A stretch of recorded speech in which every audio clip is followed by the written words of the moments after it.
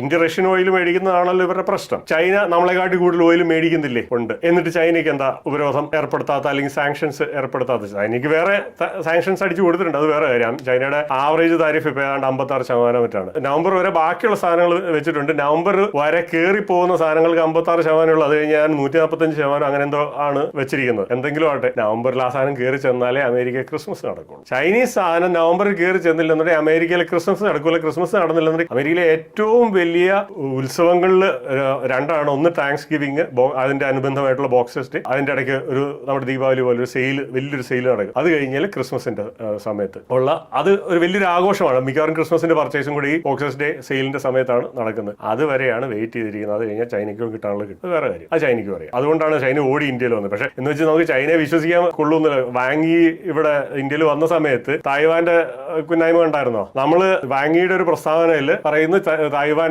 ചൈനയുടെ ഭൂപ്രദേശമാണ് എന്ന് പറഞ്ഞിട്ട് വാങ്ങി ഒരു പ്രസ്താവന ഇറക്കുന്നുണ്ട്. ഉടനെ തന്നെ നമ്മൾ പോയിട്ട് പറഞ്ഞു, അതെ, തായ്വാനുമായിട്ടുള്ള കേസിന്റെ അകത്ത് നമ്മൾ ഇന്ത്യയുടെ നിലപാട് മാറ്റിയിട്ടില്ല, നമ്മളിതിലില്ല, ഈ ഫൈറ്റിൽ നമ്മളില്ല കോശി എന്ന് പറഞ്ഞിട്ട് നമ്മൾ മാറി നിൽക്കുകയാണ് ശരിക്കും പറഞ്ഞാൽ ചെയ്തത്. ചൈന വിശ്വസിക്കാൻ കൊള്ളാവുന്നുള്ളതല്ല, ഈ സമയം മുതലാക്കി ഓടി വന്ന ഒരുത്തനാണ് ചൈന. ചൈന ഇപ്പോഴും വിശ്വസിക്കാൻ കൊള്ളൂല. വിശ്വസിക്കാൻ കൊള്ളാവുന്ന ചൈന തെളിയിക്കുന്നത് വരെ ചൈനയെ വിശ്വസിക്കാൻ കൊള്ളൂല. അതാണ് അതിന്റെ സത്യം. ഇതുവരെ ചൈന തെളിയിച്ചിട്ടുമില്ല, അറ്റ്ലീസ്റ്റ് എന്റെ ഒരു അഭിപ്രായത്തിൽ.